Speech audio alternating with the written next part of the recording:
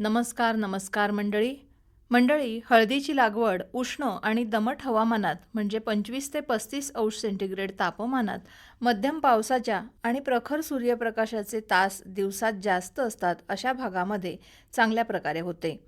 यासाठी उत्तम निचऱ्याच्या मध्यम काळ्या, पोयट्याच्या मोकळ्या आणि भुसभुशीत सुपीक जमिनी योग्य असतात. हळदीचे कंद जमिनीत वाढत असल्यामुळे चांगली पूर्व मशागत करून 20 ते 30 बैलगाड्या शेणखत घालून मऊ आणि भुसभुशीत जमिनीत 75 सेंटीमीटरवर सऱ्या पाडून घ्याव्यात. गादी वाफ्यावर लागण करायची असेल तर 75 सेंटीमीटर माथा असलेले आणि 20 सेंटीमीटर उंच असलेले गादी वाफे तयार करून घ्यावेत.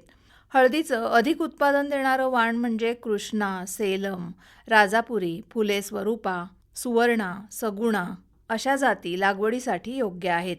यामधली आपल्याकडे चांगलं उत्पादन देणारी जात ही अनुभवानुसार निवडावी. एकराला 10 ते 12 क्विंटल बेणं लागतं. शक्यतो अडी लावलेले सर्व गड्डे बेणं म्हणून वापरावेत. हळदीचं बेणं डायमेथोएट 15 मिली, 15 ग्रॅम 22 टीन आणि 10 लिटर पाणी अशा मिश्रणात अर्धा तास बुडवून सावलीत वाळवून मग लावावं. सरीवर लागवड करताना सरीच्या दोन्ही बाजूंना सरीच्या पोटात 30 सेंटीमीटर अंतरावर दिडकं साधून लावावी. गादी वाफ्याच्या माथ्यावर 30 बाय 30 सेंटीमीटर अंतरावर लागवड करावी.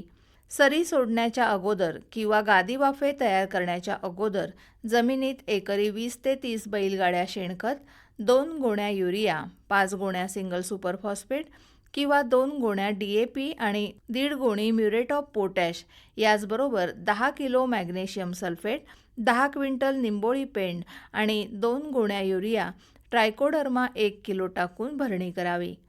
हळदीचे कंद उघडे राहू नयेत आणि चांगले पोसावेत म्हणून 2 ते 2.5 महिन्यांनी मातीची भर देऊन भरणी करावी.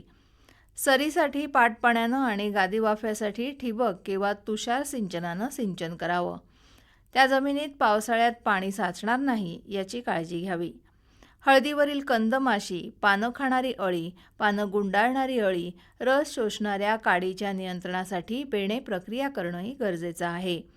याशिवाय लागणीनंतर 2 महिन्यांनी 10 किलो फोरेट टाकावं आणि 15 मिली ॲसिफेट आणि 10 लिटर पाणी हे मिश्रण 2 ते 3 वेळा फवारावं. करपा आणि पानावरचे ठिपके यांच्या नियंत्रणासाठी डायथेन M45 25 ग्रॅम 10 लिटर पाण्यामध्ये मिसळून किंवा 10 ग्रॅम 22 टीन 10 लिटर पाण्यात मिसळून 2 ते 3 वेळा फवारणी करावी. मंडळी, पीक 8 ते 9 महिन्याचं झाल्यावर पानं पिवळी पडून वाळायला लागल्यानंतर हळकुंडांना इजा न होता काढणी करून माती, मुळं काढून हळद स्वच्छ करावी आणि शिजवावी. त्यानंतर ती वाळवावी. त्यानंतर पॉलिशिंग करून विक्रीसाठी पाठवावी. शिजवताना 50 किलो हळकुंडासाठी 20 ग्रॅम सोडियम बायसल्फाइड आणि 20 ग्रॅम हायड्रोक्लोरिक आम्ल वापरावं. तसंच पॉलिशिंग करताना 40 ग्रॅम तुरटी, 2 किलो हळद पावडर आणि 40 ग्रॅम एरंडी बियाण्यांची भुकटी, 30 ग्रॅम सोडियम बायसल्फाइड आणि 30 मिली हायड्रोक्लोरिक आम्ल 100 किलो हळकुंडासाठी वापरलं तर हळकुंडांना चांगला आकर्षक कलर येतो. मंडळी, अशा प्रकारे लागवड केली तर आपल्याला हळदीपासून चांगलं उत्पन्न मिळवता येईल. बरं तर पुन्हा भेटूया पुढल्या कृषीवाणीत. नमस्कार.